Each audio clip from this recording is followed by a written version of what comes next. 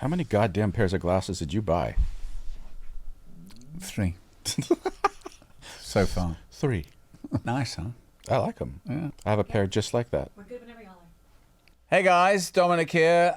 Please come join us at the Decon Chamber on YouTube. We're also on Apple Podcasts. And where else? On Spotify. We're big time. The Decon Chamber. Come on. And find us on Instagram at the Decon Chamber. Also on X at the Decon Chamber. And on Facebook at, well, what do you know? The Decon Chamber. Please like and subscribe. And if you can find it in your hearts and your pocketbook, join us on Patreon. It really counts. Thanks so much.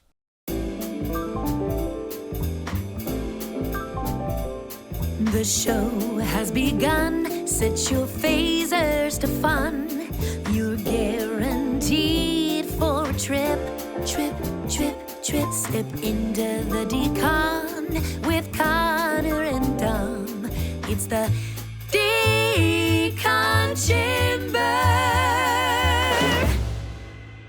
Hey guys, welcome back to another episode of the Decon Chamber, a special episode. I'm Dominic Keating, your co-host, alongside my dear friend and fellow co-host, Mr. Connor Trinneer. Hey, yo. So, this week we have our lovely lady Lolita, our agent, our producer, who's going to ask some fan questions that I know you've all sent in since we've got started with our new show. So, without further ado, let's get to it. What do you want to know? All right. Hello, Connor. Hello, Dominic. Hello, Hello, love. Lolita. So I'd like to start off with the first thing. I'm curious, a lot of people are curious, exactly how did you come to this new format with the Decon Chamber, and how did you leave Shuttlepod 1? Let me start by saying that we are awfully proud of what we did with the Shuttlepod show. Very proud. We had many great episodes. We had a couple of years of really learning about what we were doing, and have come to the Decon Chamber with a great deal of knowledge and insight into how to make this as good as we can. And the leaving of it was it was time. There are things that did go on behind closed doors that we're frankly going to keep private, that are really our business, and hope that people can understand that. But at the end of the day, we are so completely excited to be here at the Decon Chamber with 455 Films, with everyone that we're working with, and really couldn't be happier. Yeah, it was a very, very, very difficult decision. One of the most difficult I've made in my professional life to resign from that show. But the situation had become untenable, and I just couldn't go on any further. I think there's some consternation out there. Connor doesn't move quite as fast as me, generally speaking. And I know that might have added some, how you might say, fuel to the consternation fire and the rumor mill about what went down. And I could have acted quicker, and I should have acted quicker. And, I'll apologize to you again now here in front of everyone, and apologize to you all if it did create any sturm and drang about what was going on. At the end of the day, us working together always has been a joy that I don't want to end. Indeed, and that's there were 3 of us involved in the Shuttlepod show, and unfortunately, after 2 years and change, it became clear that this wasn't an equal partnership, and we weren't really being heard a lot of the time. And as Connor said initially, what happened behind those closed doors, I'm afraid, will stay there. I don't want to, be pointing fingers. It behoved us to walk away and know that what we had together, we hoped that the fans would follow. that the show was really Connor and myself entertaining guests and Star Trek alum, and hopefully now we're going to get into some real scientists that I met recently on this lovely cruise I went on to see the total eclipse down in Mexico, and I really hope that that you aren't all gun shy about some of the misgivings that you may have had, that promises weren't kept and made with the Shuttlepod show, particularly with the Patreon membership. And I just really want to emphasize that now we're here with 455 Films. If you become a Patreon member, and we really hope you do, because it'll keep our lights on and keep this show running. When we say you're going to get a coffee cup or a T-shirt, it's coming in the mail. You can guarantee that. You have my absolute word that that is what will happen. Yes. Which I know didn't happen before. So. Well, that all sounds great. I want to read you something. A couple of great comments came in on the new show. I like this, your own show, better than the one you were in previously. Nice, genuine conversations with stars of the show. As for you, the host, don't change the way you interview. I respect that who you are, and you don't pretend. Love the chemistry between the two of you. Wow. Thank you. That was from a fan. That's kind words and hearty praise indeed. And as we set out in this new venture, we couldn't hope to hear anything more praiseworthy. There's one more, and then I'm going to ask a couple of questions. I love you guys and have watched the Shatner episode back, and actually watched the Farrell episode the day of the drop. Thank you for finding a way to come back to the fans. I never really got into podcasts before, but now I can't stop binging the whole thing. I love the format and Dom and Connor's personalities. Thank you so much for all the connections and touching moments you create. See, I told you were funny. Somebody up there likes me. That's great stuff too. And what a way to come back with the big man himself. Yeah. That was a good get. I learned a couple of things in that interview. That apparently what you don't ask someone how many horses that they have. You fool. Honestly. As soon as he said it, I meant, oh my God. Oh, please. You didn't even know what that meant. I know my horse etiquette. You don't look a gift one in the mouth. I know that much. Right. That's right. And so we've got, go ahead. Sorry. No, I was going to say, and you don't look under the hind leg to see what sex it is. Oh, you know your horses. I clearly. know my horses. Yeah. It's in another place entirely. We've got some questions from some of the Patreon fans, you guys. Great. Yeah, I'm going to just go through a few of these. They're all great questions. Some are about the new show. On the former podcast, there were plans to bring on more non-Trek people like scientists. Will you still do this? Will Connor and Dom be at future cons? Which I can answer in a little while. But let's talk, Dominic. You already mentioned some of the scientists you met. Yeah, I've got some good gets. You got like the grand prize on that cruise. I've got a real live astronaut, Mr. Jeffrey Hoffman, who had been up to the Hubble telescope, I think about a half a dozen times to do repair work on it. Some years ago now, 15 years ago, he was a regular up there.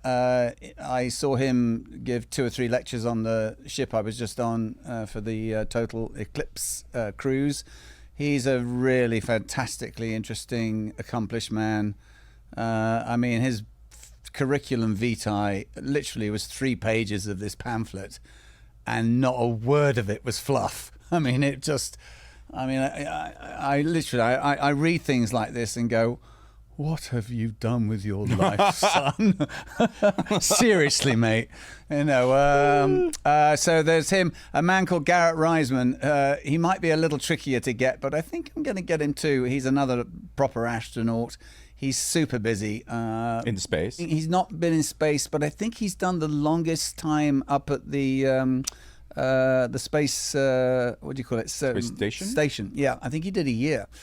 And again, very interesting man. I'm not giving up on him yet. A man called Nestor Espinosa, who has been given the most time with the James Webb telescope, which is no mean feat. You know, you really have to petition to get time to use that telescope. A super interesting, whip-smart guy.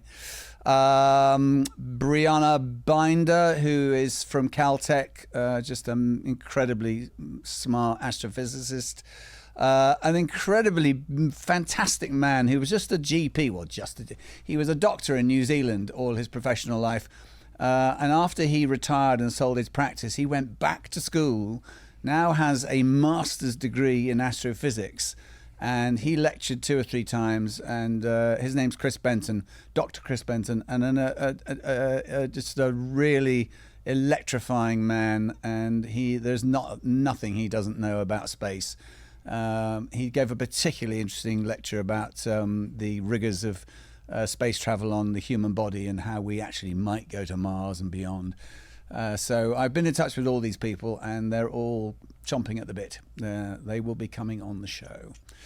So I hope the fact that they're not, you know, noncy famous actors, that generates interest too, and you know, that we get some numbers, and I hope you enjoy their conversations, because you'll learn a lot. I know I did. So. Next question. What plans do you have to bring any of your fellow castmates from Enterprise onto this podcast? Well, we do. We have had one.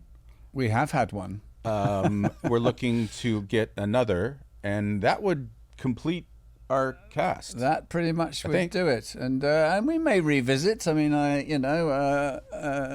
we could not Billingsley. Not Billingsley. We're not. he'd have to pay us. He just breaks all the furniture and. Yeah. Anyway, he's always working. Yeah, exactly. Go figure. John's busy.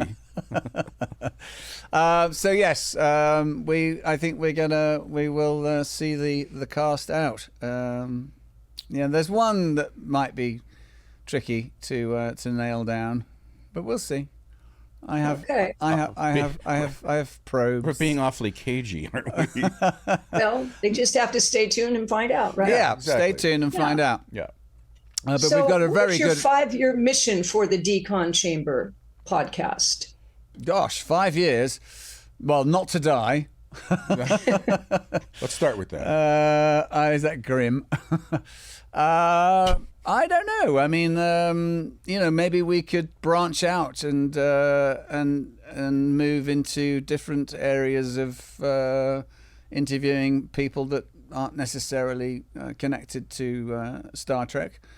There's a couple of names I can think of off the top of my head, and we have feelers out to them.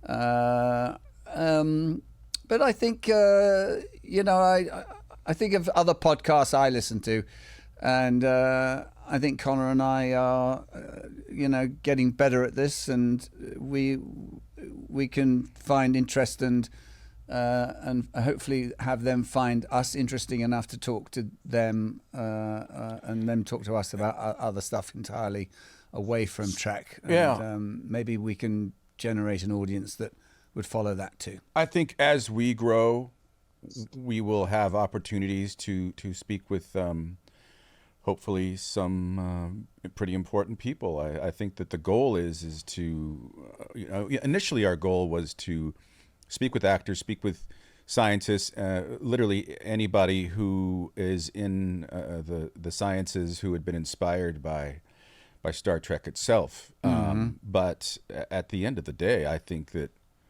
I think that we can talk to anybody. Yeah, indeed. So. Quite true. And if you keep the Star Trek series going, we're never going to run out. No, look, there's still 2 or 3 casts that we haven't mined at all yet. Yeah, that's right. They're all up in Toronto. Yeah, that's very true. So we'll kind of go on to some of our Patreons have sent in some questions about other things besides the podcast. To both of you, what is your favorite memory from anything you've worked on, not necessarily Star Trek? Oh, gosh. Wow. Where would you go? I had a lovely month in Edinburgh at the festival it was one of my first proper big jobs with Timothy Spall. He and I were playing opposite each other in a play called Screamers at the Edinburgh Playhouse, and it was just a mesmeric time. Tim was at the height of his UK fame and has gone on to international fame, and he just bought this pillar box red 1960s Jag, which we went tooling around Edinburgh in for the festival, and we were the hit show there that year. You're literally standing room only. And it was the time of my life. It truly was. And yeah. Did you say anything you've worked on or? Worked on was their question. Worked on. Mm-hmm. I have to say, in all honesty, my fondest memory is, it's convenient that you're sitting next to me, Dominic, is that last scene that we had in the show on Enterprise, where we were just standing there in front of the warp core. Yeah. You know, realizing as our characters what a remarkable experience it was, but we were also doing that as people and as friends. I saw it again recently when I got invited on the official Star Trek cruise. Discount Robbie Duncan McNeil, but still, I finally got on the ship, and I had to turn the TV on in my room, and what do you know? They were playing that episode literally the day we got on the ship. And it wasn't long before that scene came up, and I got to tell you, it really brought a gulp to my throat. It was, I can see it now as we looked at each other and looked around the warp core and the engineering room and knew that this was it, mm-hmm. And it was heartfelt stuff. That's it was amazing because when it's acting and yet so close to actual life, that's really when it's the real stuff. Yeah. Dominic, would you please tell us more about living in a cave? Please. It's actually quite a nice house. I mean, I spent some time in Matala when I was in my gap year before. I didn't get into Cambridge. Wasn't clever enough, apparently. So before going to University College London, I had some months off, and I ended up spending 3 months in the Greek Isles, and some of that time was spent on the southern coast of Crete. And there were several caves there that I think I don't know whether they'd still let you do it, but it was 1970. Let me think, 79. So, and reputedly, this cave I lived in, which you climb down a tree to get into, and it was quite spacious. I mean, it was, a bit like this. Yeah, not unlike this studio. Apparently, yes, rumored that Bob Dylan had lived in this particular cave in the 60s. It was Matala was a recognized, stop on the hippie magic bus trail. And again, that was I didn't do any plays there, so but still another time of my life, and I had a wonderful time. 17, 18 maybe, no more than that.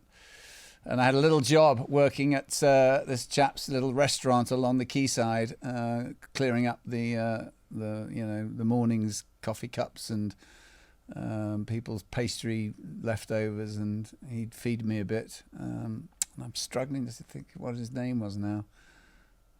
Was it Nikolai or something like that? I forget. He was a lovely man, and I spent quite a few weeks there, and I think I might have had my 17th birthday on Matala Beach. Yeah. So well, thank you. Cave dwelling. Yeah. So, Connor, a question for you. Was there anything that the writers had Trip do that you didn't think he really would have done? Not done? Is there something that they had you do that you disagreed with, basically, is the question? Yes. There was one instance where there was a scene that there was a betting pool about how far the ship would go on a given day. And that the joke is that I had lost that bet 21 days in a row or something like that. And I called him up, and I never did this. This was the one time. And I said, hang on a minute. Are you trying to make him dumb? Because I do want to know. Because as the commander of engineering, if I don't know how far that ship is going every second of the day, then I shouldn't be the commander of engineering. And they went, oh, yeah, you're right. And they cut it. But that was the only time. The only other time that I said no to something was swamp scene with Padma Lakshmi, and they had put, what was that stage? The one that was always Stage 9, Planet Hell. Planet Hell. Yeah. So they'd built this swamp, and we didn't have enough time on Friday to get to it. So Monday comes around, and it smells to high heaven. And it's clear that there's a lot of stuff swimming in this thing that I don't want to get in my ears. So they said, okay, you're going to jump off this branch. And I said, no, I'm not. And then we had to go have a conversation in the corner of the soundstage. And I said, you guys, it's not my fault that we spent a weekend away from this. And nobody just thought to clean it or do anything. And then you want me to jump in. You smell it. It smells like sulfur right now. And they said, okay, but we really got to get the shot. And I said... Padma was already on her mark in the swamp. Oh, she was in it. Yeah, she was already in there. So my stunt guy happily kind of swan dived into the swamp. I'll kiss her. Yeah. And I was like, good on you. Good on you. But that was the only time I said no to something. Yeah. This is a question for both of you. How would either of you play your roles on Enterprise now that a few years have passed? Would you approach the characters differently? If so, how? Well, years past meaning 25 years now. Yeah. Right? The only thing I would have done differently is that because of my age, I would not have been somewhat of the newbie hayseed in space and sort of, putting his foot in his mouth as much as he did early on in the show. But otherwise, no, I wouldn't change anything. No, I don't think I would either. I was quite happy with how I fleshed Malcolm out, and you were wonderful, Dominic. I was wonderful. We learned quickly too. Those first couple of episodes, I think I was slightly gilding the lily, and frankly, coming at the performance from a stage perspective and a stage training, it wasn't like I'd never done anything in front of a camera before, because I had, but not with any degree of regularity where you got to watch yourself week in, week out. And that was something I learned pretty quickly, was, I don't need to be doing nearly as much as I am doing. The camera is seeing it all, and, think it, don't telegraph it. I wouldn't have stolen that liquor. Because I thought I was going to get fired on like day 4. Yeah. That's a longer story for another time. Okay. Connor, Enthusiasm Girl from Patreon wants to know, there's a question for each of you, but Connor, because you said in the most recent episode that DS9 is your favorite Trek, what have you been enjoying the most about it, and what is your favorite episode of DS9 and why? I like Deep Space Nine so much, in part because I think the cast was just so mightily talented. And they're just a joy to watch. And I would say that my favorite episode, Avery directed it, and it's Far Beyond the Stars, where he's a writer, and he's unable to, because of his race at the time, be successful. It's an incredibly powerful episode. It is. And the story, and when he goes to pieces at the end, it's documented. It took him a while to come out of that acting K-hole that he had went to Right. on account of the storyline. And, but as you say, powerful stuff. Yeah. Yeah. Well, here's the question for you, Dominic. So, what is your favorite trek, and which is your favorite episode of that trek? And it can't be Enterprise. So you just were talking I'm really about Voyager, enjoying. so. I've been watching a lot of Discovery, which I'd never seen any of, because we've got some Discovery people coming on, and I got to tell you, I'm really enjoying it. It jumps around pretty furiously at the beginning.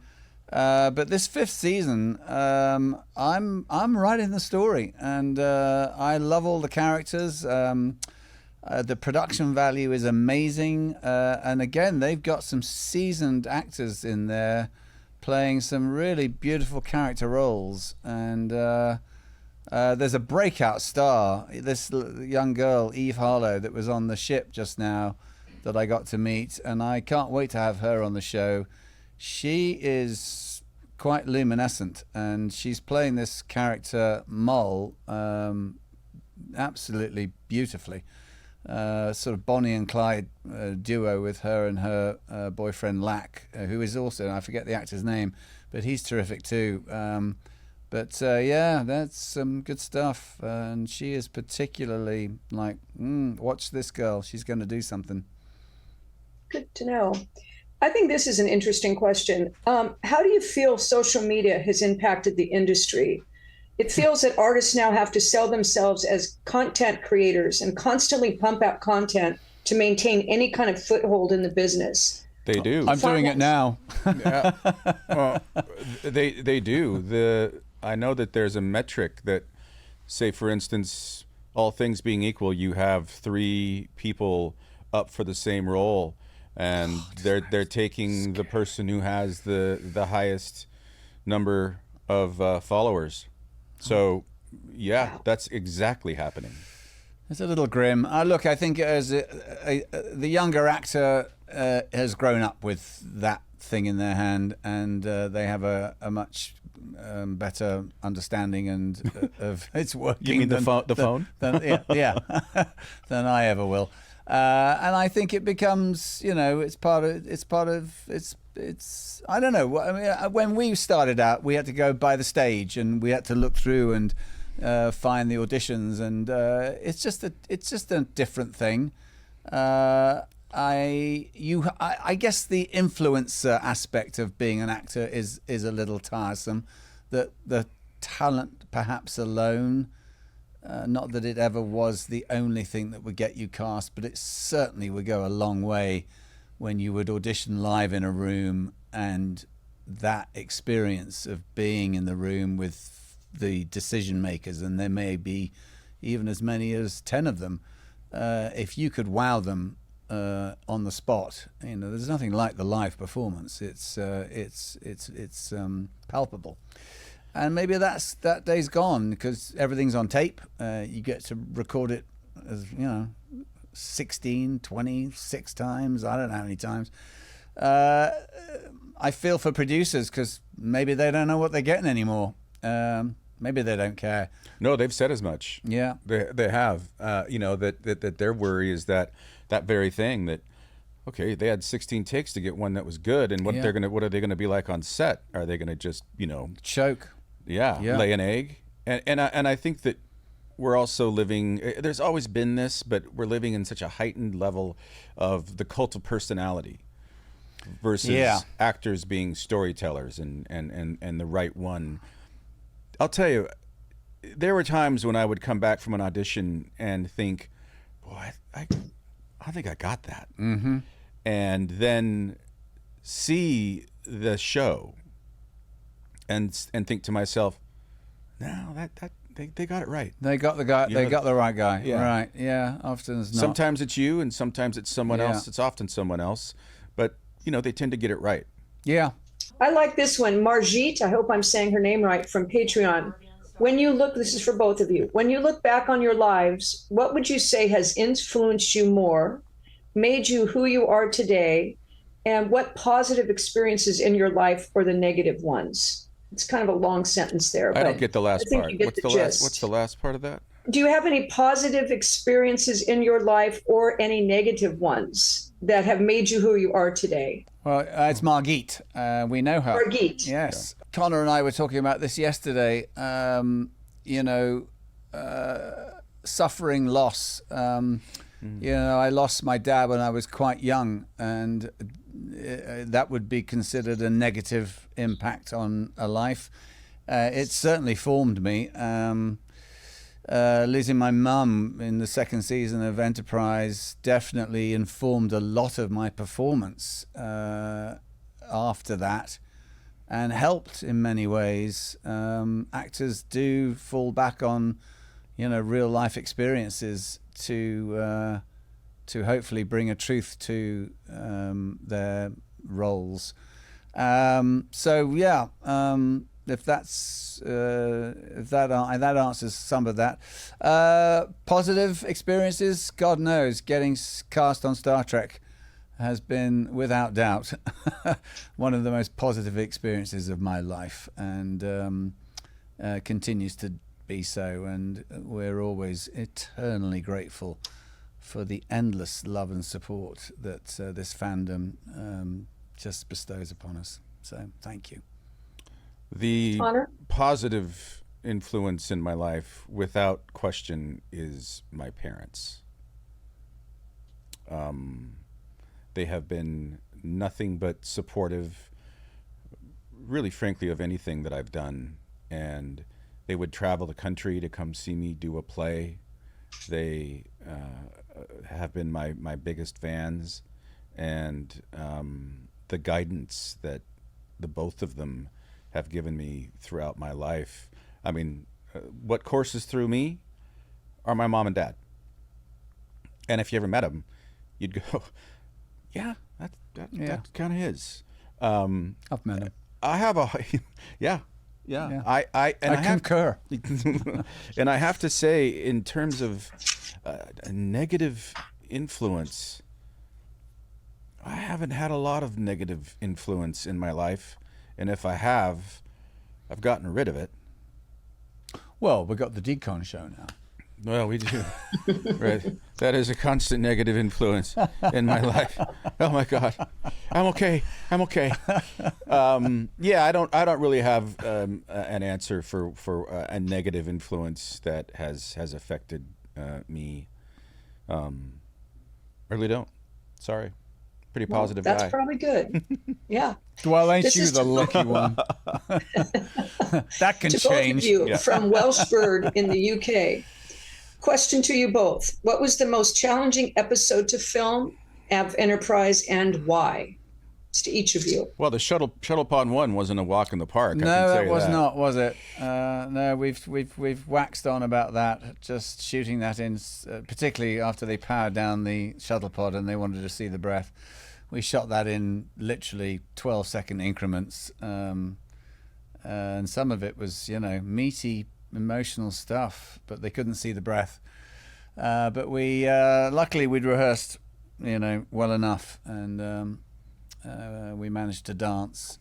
Yeah, we made a difficult situation really quite a lot of fun because of the work that we did and the time we were allowed to do that work. Yeah, and the luxury. We were very lucky to get that script maybe 10 days before we went to shoot. Yeah. And I'd drive up around Dom's apartment on Beechwood, and we'd bang those lines, man. Yeah. Just bang those lines over and over and over, scene after scene, talk about the scene. And we had a great director. David Livingston really has such a good eye, and he shot it beautifully. And Connor and I by then had become quite firm friends, and that all just sort of seeped and bled into the whole piece. And I have to say, as an actor, it's one of my proudest moments on screen. Likewise. With him doing that show. Likewise. And the other thing is the EV suits. I mean, they were just a nightmare. I mean, there's still some audio, isn't there? The sound department have got it. I was on a Comet with Anthony in the EV suit, trying to open a case with those bloody rubber gloves on, and with this fucking case open. Take 16, and I just lost my SH1T, and swore like an English Irish davy can only put the words like that together. It's a gift. It's actually, a gift that you are able to do it quite like that. Yeah, and somewhere out there in the ether, the sound department have got that, and they played it one time to great hilarity. The other uncomfortable scenario that happened, Scott and I were in a scene near the end of an episode where there was some globulous alien that was taking over the ship, and That was Vox, that episode. That was, do you know, I was looking at that the other day. That was one of Roxanne Dawson's first episodes. oh yeah, Roxanne, that's Yes, the it one who to was. blame, because at the very end we're getting hoisted up and we're covered in, this was what the globulous thing was made of in real life, which was, I think they'd cleared out, I think the porn industry stopped for 3 or 4 days because it was made of KY jelly and whatever they used to thicken milkshakes at McDonald's. Yeah, it was. It was. We're grim. covered in it.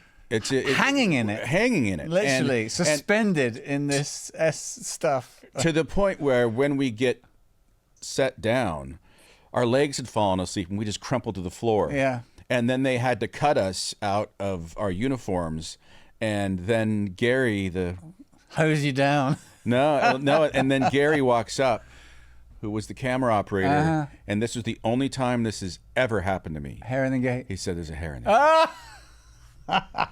So they had to sew us back up, That's when we used to shoot on film. hoist us back up, and finish that scene. Yeah. It was awful. I was pulling that stuff out of my hair and ears for weeks. Yeah. There's a lovely, as a still I saw of Scott. He's just sort of encapsulated in this. His head's just sort of poking out through all this gunk. It's proper Canoga Park stuff. Oh, Connor, this is for you. If this is from Stephen Heckel in Virginia. If Enterprise had been renewed for a 5th season, how were they planning on bringing Trip back, or do you know? Well, did you ever see Dallas? There's any number of ways. There aren't any showers on Enterprise. There's any number of ways to bring somebody back. Well, actually, had we been renewed for a 5th year, that episode never would have occurred. I would never have died. Yeah. I cry. Very true. So, is there anything else that you'd like to share with the fans out there? And then I just kind of want to give a few dates for conventions at some point. But is there anything else you guys would like to add? We've gotten some great questions here. There were We've some kind of great run through questions. most of them. And thank you for all the questions. And really, we just want to say thank you for your continued support. And, we really hope that you will enjoy what we're going to be doing here at 455 and the Decon Chamber. We love doing it, and we really do. And I just hope that you're entertained by it, and that you can find it in your heart and pocketbook to support us. Because with those two things in place, trust me, this show can go on for the 5 years we're talking and about, years yeah. and years. And yeah. I just want to thank everyone who has come along with us. And if you do, in fact, like the show, share it with people. Yeah. I think it's worth being shared, and the larger audience that we get, the better things we can do, and we're looking forward to that. You know, we're kind of starting over, folks, and there are, growing pains in how that goes, and we're all pushing the ball forward and being very, very positive about our experience, because it's a blast. We're having a very good time. I hope you can see that. And I think we've, dare I say, if I'm going to blow our horn a bit, I think we're better. I think the interviews that we've done 4 maybe so far, and I think we've really found our stride, and the chemistry's there, and I think you're really going to enjoy some of the interviews. The one we just did this week, I think it's going to blow your socks off. And for those of you who want to follow Connor and Dominic, they are going to be on the Creation National Tour in 2024 and 25. If you go to www.creationent.com, you'll see all the dates. And we will also be doing, with all hopes, the live podcast at each of those conventions. Yeah. So please join us along the way. Yeah. Please do. We're getting the band back together. Yeah. Yeah. What are you playing? I played bass. I do the harmonica. God, can you imagine those two things together? I could do the harmonica and the tambourine at the same time. It's like rubbing your head and patting your tummy. Well, Thank you, Lolo. Thanks, you guys, so much. Thank you, Lolita. It's nice to see you. Wonderful. Yeah. All right. We'll see you soon. Big Yeah. kiss. Ciao, bella. Thanks, everyone. Bye-bye. Bye. Nanu. Please go to our YouTube page, The Decon Chamber, like and subscribe, and join us on Patreon at The Decon Chamber.